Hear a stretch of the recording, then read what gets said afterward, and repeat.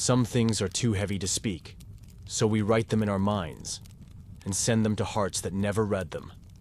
This is the letter I never sent to my mother. Part 1. The silence between us. I didn't start this letter with a plan. Just a whisper inside me that wouldn't stay quiet anymore. It began last night, or maybe the night before, after I rocked my baby back to sleep for the third time. The house was dark. The world was still. And the only sound was the soft ticking of the clock in the hallway.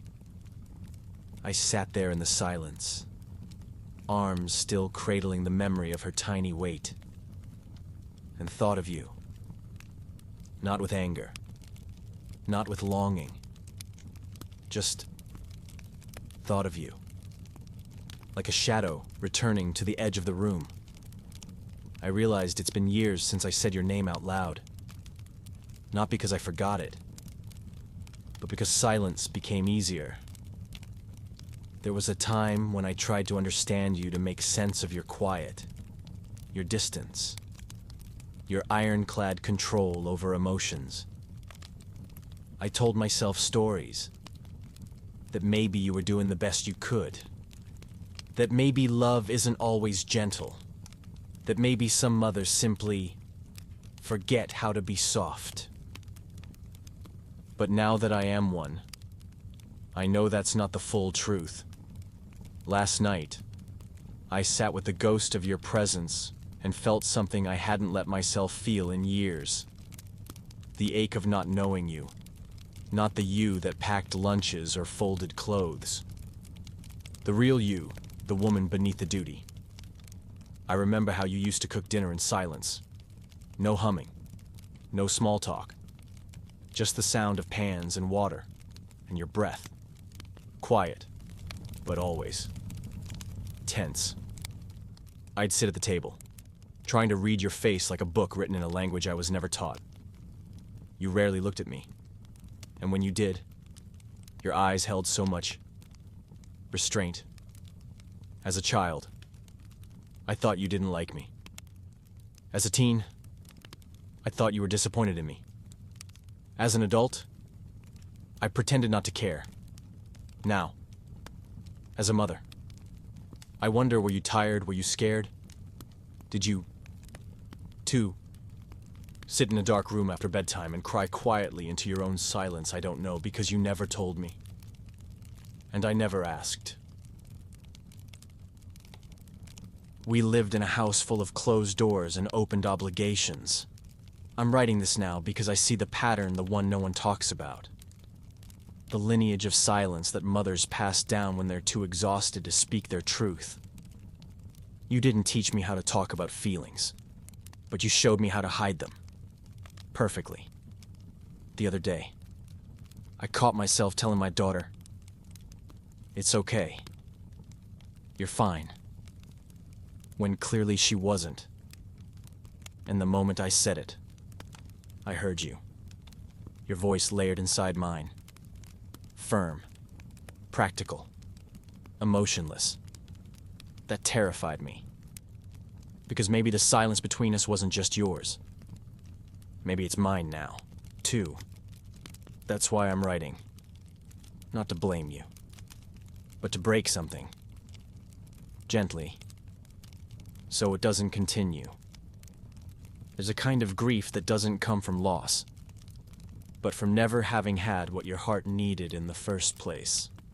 I mourn the hugs we never shared, the talks we never had, the soft moments that were replaced with chores, rules, and muted affection.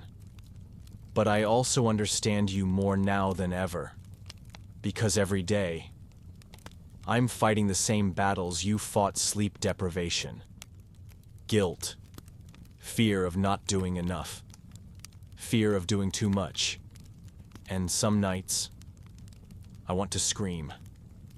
Some nights, I want to disappear into the quiet. And then I think, maybe that's what you did. Disappeared slowly into the spaces between laundry loads and dinner prep and silent sacrifices. I don't know if you'll ever read this, I don't even know if I'll ever send it. But tonight, in the quiet after bedtime, I needed to speak. Not shout, not argue, just whisper. This is my whisper. To the mother I never fully knew. From the mother I'm slowly becoming. Maybe that's what healing looks like. Not perfect. Not loud. Just honest. And quiet enough to hear yourself begin again. Part 2. The lessons you never said aloud. There are things I do now, small, simple things, and when I catch myself doing them, I think of you, like folding towels in thirds, not halves, not rolled, always in thirds. I don't even know why. I just know that's how you did it. And now I do it too. You never taught me how. You never said, this is the way. You just did it. In silence. Over and over again. And I watched. And somehow, I learned. You taught through actions, not explanations. You never gave pep talks. But your hands moved with a kind of conviction I didn't understand until I had my own home to care for. There was a rhythm to your survival, and I memorized it without knowing. Now, I catch myself wiping down the kitchen counter in the same pattern. Left to right. Circle. Push. Edge. It's almost like choreography, a dance passed down from one tired mother to another. You never said I'm proud of you. But when I brought home straight A's, you made my favorite dinner. You never said I love you, but on cold mornings, you'd start my car 10 minutes early. You never said I'm sorry, but one time, after a fight, I found my laundry folded perfectly on my bed with a new pair of socks tucked inside. It was a language I didn't fully speak, but I learned to read its meaning. You taught me that love isn't always warm. Sometimes, it's quiet. Sometimes, it's behind the scenes. And sometimes, it looks like being the last one awake. Finishing everything no one noticed needed finishing. There were lessons hidden in your exhaustion. And I've inherited them all. I used to resent the way you moved through life so serious, so structured, so hard. But now I wonder if that was the only way you knew how to stay afloat. You didn't have podcasts. You didn't have parenting books stacked on your nightstand. You didn't have online support groups or sleep consultants or YouTube tutorials. You had instinct. You had tradition. And you had the sheer will to keep going. And in your own way, you passed that will to me. Even though you never said it. I know now you were teaching me how to survive. But there's something else I want to add to the story now. Something I'm trying to do differently. Because surviving is not the same as living. And I want my daughter to remember more than just the things I did. I want her to remember how I felt. I want her to grow up knowing that being strong doesn't mean being silent. That love can be gentle and expressive. That motherhood isn't a punishment, but a presence. I want her to hear I love you more than she needs it. I want her to know that crying is not weakness, and asking for help is not failure. I want her to feel seen. And that means I have to unlearn a lot of what I learned from you. Not because it was wrong, but because it was unfinished. You built the foundation. But now it's my turn to build the rest of the home. Sometimes I imagine what it would be like if you could meet her, if you could hold your granddaughter, even just once. Would you smile? Would you speak? Would something in you soften? Or would the silence stretch between us again? 2 women, 2 mothers, 2 generations of unspoken things I hope not. Because lately, I find myself whispering to my daughter things I wish I could have heard from you. You're safe. I'm proud of you. I'm right here. You don't have to be perfect. And each time I say it, it feels like I'm sending those words back in time. To the little girl I once was, to the woman you were, to the spaces where silence used to live. I don't know what kind of mother I'll be remembered as. I don't know if my daughter will one day write a letter to me with questions I never answered. But I know this. The story doesn't have to stay the same. You taught me strength. Now I'll teach softness. You taught me silence. Now I'll teach voice. You taught me structure. Now I'll teach space to feel. And in doing so, I hope I honor both of us. The mother I needed, and the mother I've become. Part 3. The words I swore I'd never say. There's a moment I think every parent has it when you hear your own voice saying something you once hated hearing. And it stops you. Like a mirror cracking in slow motion. You hear the tone, the tightness in the throat, the sharpness in the syllables. And before the sentence even finishes, you already regret it. For me, it happened on a Thursday. She was only 3. Refusing to put on her shoes. We were late. Again. I'd asked, then pleaded, then begged, and then I snapped. Fine. Stay home then. See if I care. And there it was. That sentence. So small. So poisonous. See if I care. I remember when you said that to me. I was 7. Crying in the back seat because I forgot my backpack. You didn't turn around. You didn't comfort. You just threw the words out like a cold wind. And they stuck. For years. And now, all these years later, here I was, handing them down. Like an heirloom no one asked for. It crushed me. She didn't even flinch.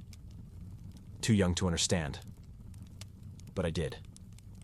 And the guilt sank fast and deep, like a stone thrown into still water. That night, after she was asleep, I stood in the hallway holding a baby monitor like a confessional, whispering to the static, "I'm sorry. I didn't mean it. I do care. I care more than you'll ever know." But she wasn't awake to hear it, and I was too afraid to say it again in the daylight. Sometimes I wonder, how many of your regrets did I never see? Did you ever sit at the edge of my bed after I fell asleep, whispering apologies into the dark? Maybe we're more alike than I want to admit. That's the strange thing about motherhood.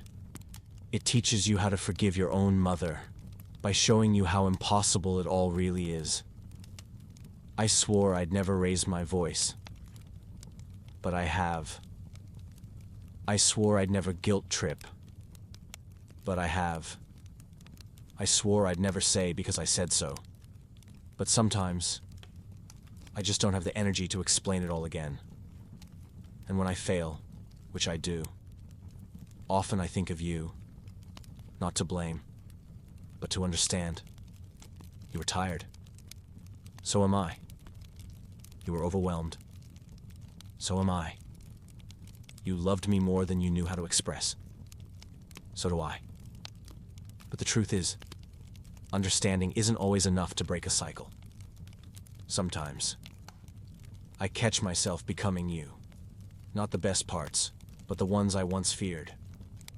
Like the cold silences, the rushed dismissals, the distant affection.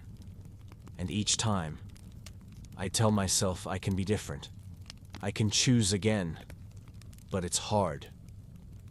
It's hard to be soft when the world is loud. Hard to be patient when sleep is a stranger. Hard to be present when your mind is stuck in loops of guilt and shame. And the hardest part? No one sees it. No one thanks you for the internal wars you fight. They only see the surface. The snack prepared. The diaper changed. The bedtime met. They don't see the voices you silence. The history you're trying not to repeat. But I see it. Now, I see you in me. Not as a ghost, but as a blueprint unfinished. Flawed, but deeply human. And even when I mess up, especially when I mess up, I try to be what I needed. Then I kneel down. I say I'm sorry. I say I was wrong. I say, can I try again? Because I wanted to grow up knowing that being a parent doesn't mean being perfect. It means being accountable. It means being human in front of your child. And letting them know that's okay. That night, the night of the shoes, I did something new. The next morning, before anything else, I looked her in the eyes and said, Mommy said something yesterday that wasn't kind. I was frustrated, but it wasn't your fault. And I want you to know, I always care. I will always care. She blinked at me, nodded, then asked for cereal. And just like that, the moment passed. But something in me shifted, because the little girl in me heard it too. And maybe that's part of healing. Not erasing the past, but rewriting the echoes. One whispered apology at a time. Part 4. The letters I'll never send. If I could write to you now, not in anger, not in blame, but in quiet understanding, it might sound something like this. Dear Mom, I used to think I knew everything you did wrong. Now, I'm learning how many things you did right, without applause, without thanks, without anyone seeing. That letter lives only in my mind.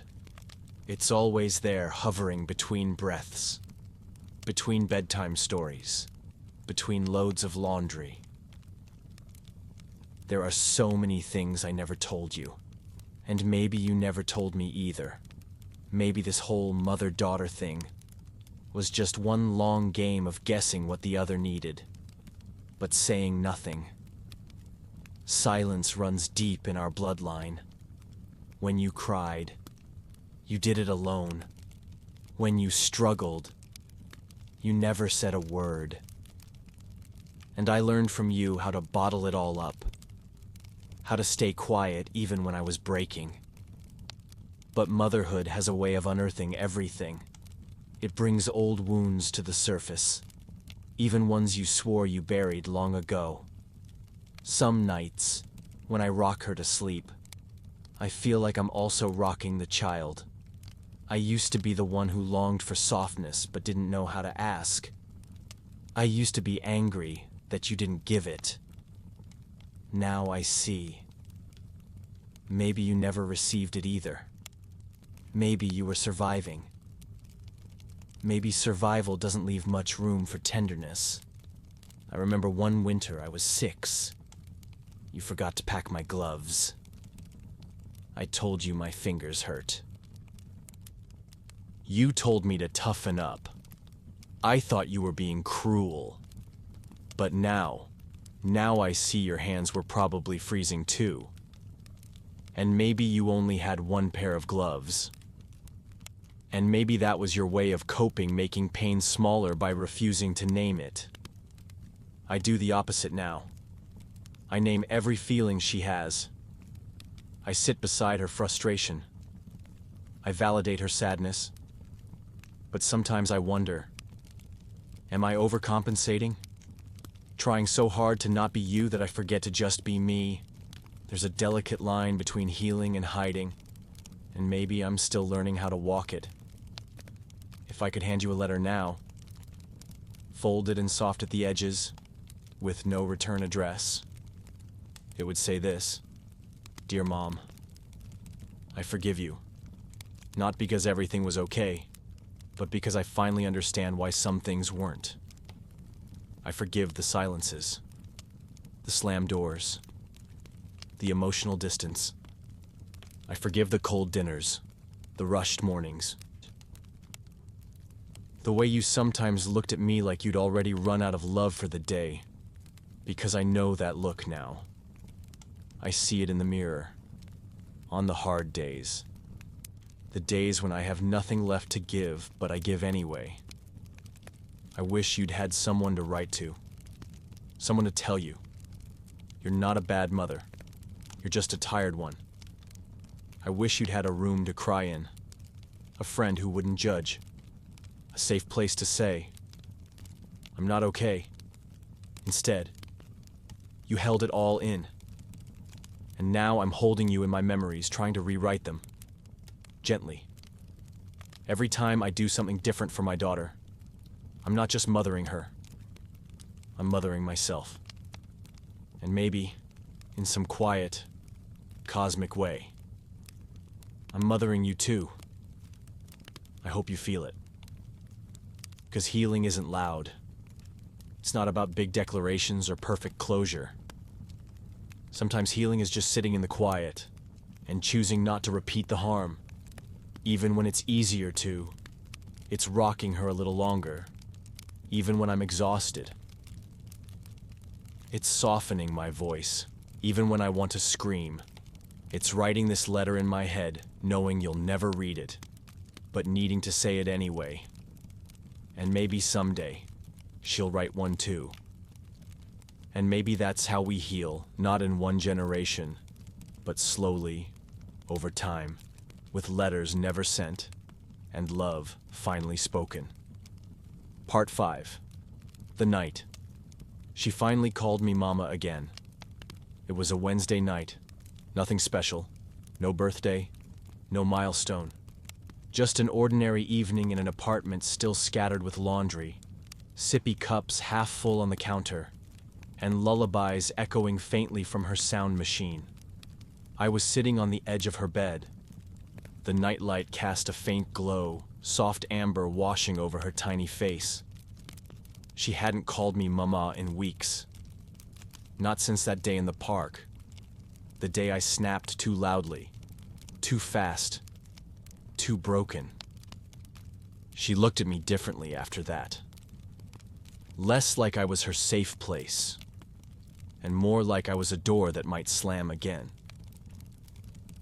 I tried everything. Stories, songs, patience like ocean waves, apologies she didn't yet have words to decode. She called me her instead, or just nothing at all. I told myself not to take it personally, that she was still so young, that language shifts like sand in toddlers. But I knew. Children don't need vocabulary to express distance. Sometimes, silence is a sentence all its own. That night, I didn't try to win her back. I just sat. I tucked the blanket under her chin, rubbed small circles on her back, watched the way her breath slowed as moonlight carved silver lines on her pillow. My own breath matched hers. Not on purpose, just instinct.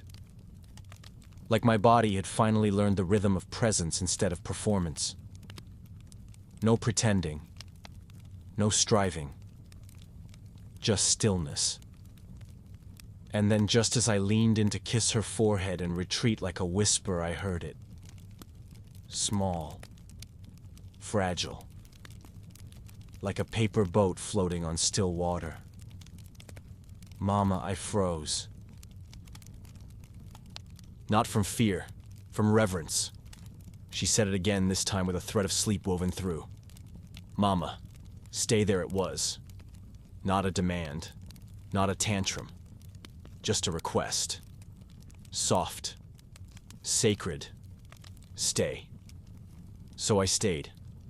I lay beside her, our noses almost touching, and for the first time in weeks, she reached for me. Tiny fingers, warm palms, resting against my collarbone like a vow made of touch. I wanted to cry. Not the loud kind, the slow kind.